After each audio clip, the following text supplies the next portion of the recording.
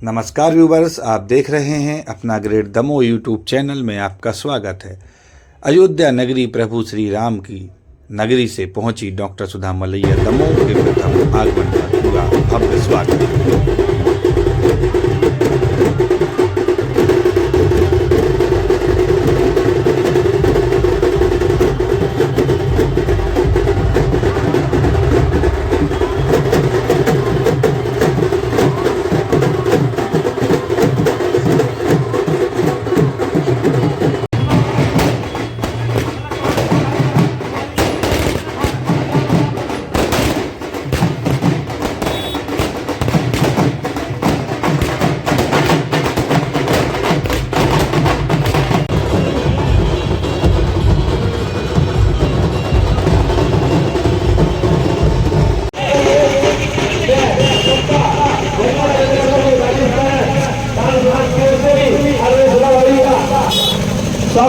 मैं देख रहा हूँ ये हजारों की संख्या में यहाँ पर नगरवासी मौजूद है। जीतू मलैया, विकास जैन, मुकेश तिवारी, अमित चौरसिया, अक्षय प्रभु श्री राम की डॉक्टर सुधा मलैया जी ने और दमोह वासियों ने भी उनका हृदय से ढोल नगाड़ों के साथ भव्य स्वागत किया।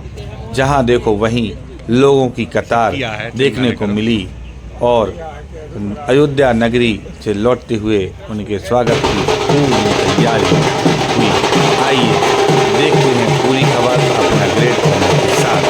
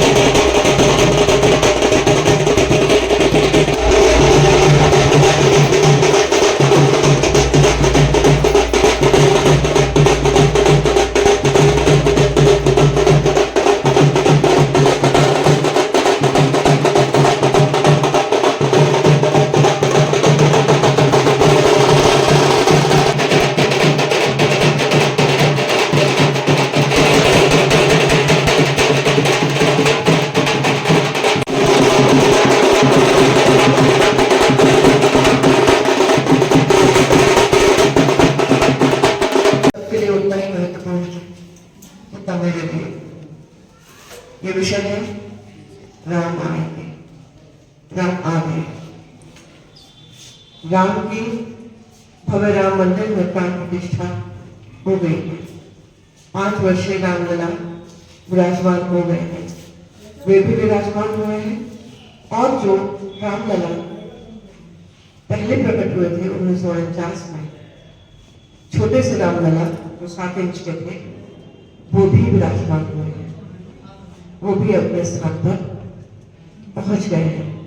वो रामलला उसी जगह विराजमान हुए हैं जहां वो 1900 जो भारतीय उच्च आदर्शों के प्रतीक है, के आदर्श है, उनकी आदर्श प्राण प्रतिष्ठा के लिए स्वयं प्रधानमंत्री ने अपने आप को सिद्ध किया और उन्होंने 11 दिन का उपवास रखकर 11 दिन भूमि शयन करके स्वयं नंगे पैर जिस समय वो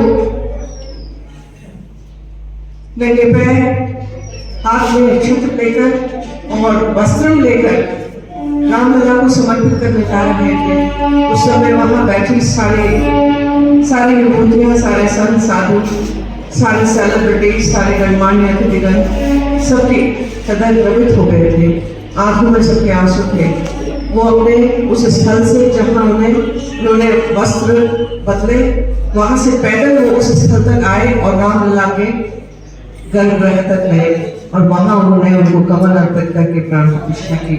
ये तो आप सबने पूरा का पूरा दूरदर्शन पर लाइव प्रसारण आंखों से।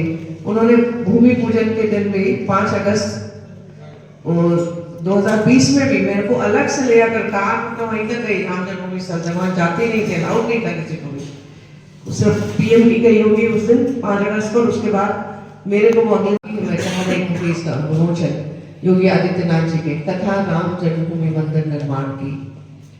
इसमें तो ये हम राम जन्मभूमि का केस मुकदमा वाद जीत पाए।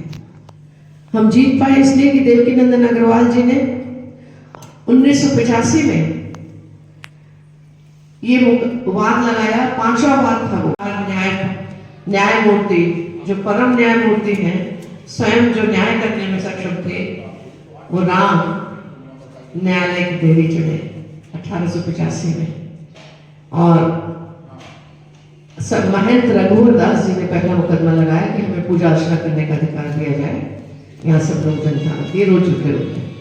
तो उस समय के जो जस्टिस चामियार थे, भाग्यपूर्ण है कि 365 वर्ष पूर्व ये घटना घटी, ये दुर्घटना घटी। और ये दुर्भाग्यपूर्ण है कि मुसलमानों ने, बाबर ने ये मंदिर तोड़कर, जिसको हिंदू लोग बहुत पवित्र मानते हैं, उसको तोड़कर यहाँ मस्जिद बनाई। लेकिन मैं आज इस घटना का निराकरण नहीं कर सकता। अगर आज मैं कुछ करूँगा तो इससे झगड़ा होगा और बहुत सारी द्वारशाह टिपिकल हिंदू मंदिर के वो वास्तुअवशेष मिले थे। तब भी हम लोग उसके हिस्टोरियंस फोरम की मैं सदस्य थी, तब मैं गई थी सबसे पहली बार 2 जुलाई 1992 को। उसके बाद फिर 45 हिस्टोरियंस की कॉन्फ्रेंस हुई, उनमें सबने कहा कि भाई सरकार को अपील करें कि आप खुदाई करवा लो इसके नीचे और जो निकले तो आप दे दो, नहीं है। और उनको फिर तो इसमें से बहुत सारे वास्तुअवशेष उस दिन भी मिले, 6 दिसंबर को। हमें 18 जून को मिले 1992 को, हमें 6 दिसंबर को मिले। और उससे भी पहले मंदिर के मलबे में से ही कसौटी के 12 स्तंभ लगाए हुए थे, जो खैर ये सारे प्रमाण दिए गए। उसके अलावा मुस्लिम दस्तावेज थे, यूरोपियन यात्रियों के डॉक्यूमेंट्स, यात्रा वृतांत में, सब में ये लिखा हुआ था। ये इन्होंने मंदिर तोड़कर मस्जिद बनाई है। सर्वे रिपोर्ट्स थी, आर्कियोलॉजिकल सर्वे ऑफ इंडिया की गजेटियर्स थे, फैजाबाद के 3-4 गजेटियर्स हैं, बहुत सारे। बाबरनामा में वो 4 दिन के पेज निकले हुए हैं, जिस दिन वो मंदिर तोड़ा गया, वो 4-5 दिन। और ये इतिहासकारों ने कोशिश करी ये बताने की कि बाबर तो अयोध्या नहीं गया। अरे गया था या नहीं गया था, इससे क्या है? आदेश तो कहीं से भी दे सकता है। हिंदुस्तान का प्रधानमंत्री, राष्ट्रपति थोड़ी सीमाओं पर लड़ने जाता है, आदेश ही तो देगा, आदेश देगा। तो इतिहासकार इस बात से कहते हैं बाबा तो कभी गया ही नहीं है, गया नहीं है, इससे क्या लेना देना है? उसने एक फारसी का विलेख लिखा हुआ है, वो तो किसी और ने नहीं बना दिया, उसने बनाया, फरिश्तों को उतरने की जगह बनाई। तो इतने सारे प्रमाण होते हुए भी बार बार कहा गया कि राम कौन थे, कहाँ पैदा हुए थे। स्कंद पुराण में, अयोध्या महात्म्य में, वाल्मीकि रामायण में पूरे के पूरे लिखा हुआ है कि यहाँ पर राम जन्म स्थान के पूर्व में लोमश ऋषि का आश्रम है, पश्चिम में फलाना है, दक्षिण में ये है, उत्तर में ये है। वो सारे के सारे चिन्ह मिलते थे अभी तक भी, मतलब कब तक? 18वीं 18वीं शताब्दी तक भी वो मिलते रहे। वहां पर भारत के गौरव की पुनर्प्रतिष्ठा, प्राण प्रतिष्ठा हुई है। कोई देश अपमान के प्रतीकों को सहन नहीं कर सकता है।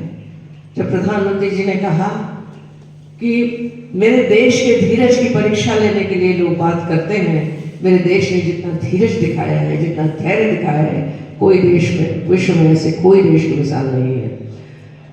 वर्साव में, जो पोलैंड की राजधानी है, मेरे लिए बहुत ही गौरवपूर्ण क्षण था, आह्लादित करने वाला, उल्लसित करने वाला, हर्षित करने वाला। और मैं उसकी साक्षी होकर आई हूँ। मैंने उस अपमान के प्रतीक को विध्वंस भी देखा है, उसकी भी साक्षी थी मैं, प्रथम दृष्टया साक्षी थी मैं।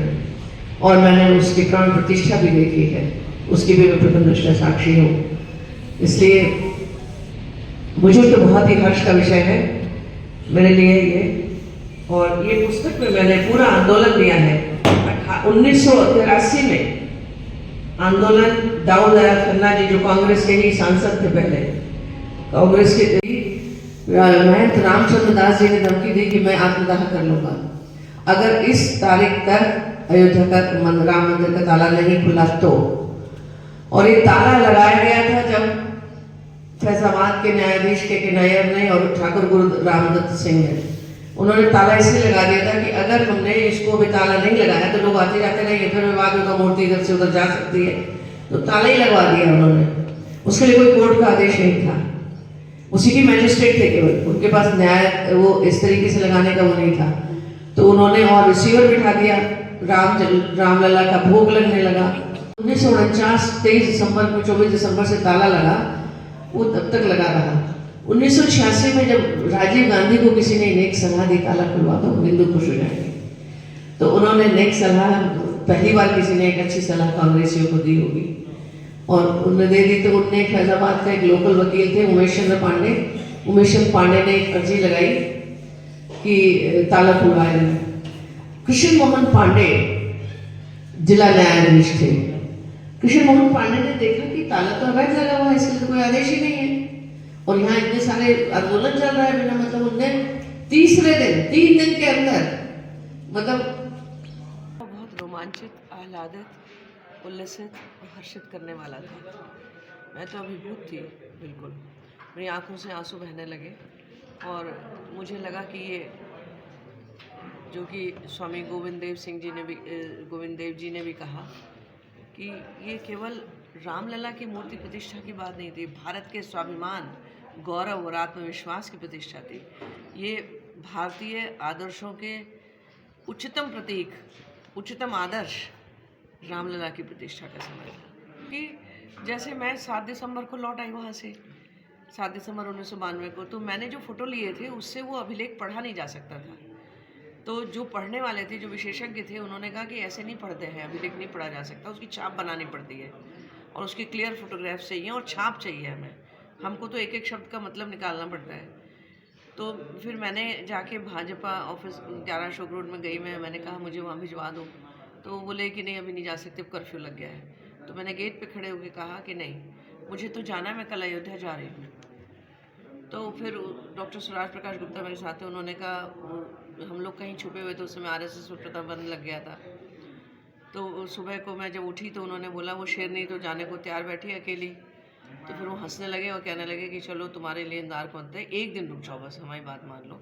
फिर हम लोग 12 दिसंबर को गए और 11 दिसंबर को जाने का मैं कह रही थी, तो हम 12 दिसंबर को गए, 13 दिसंबर को वहाँ दोबारा कर्फ्यू में पहुँचे।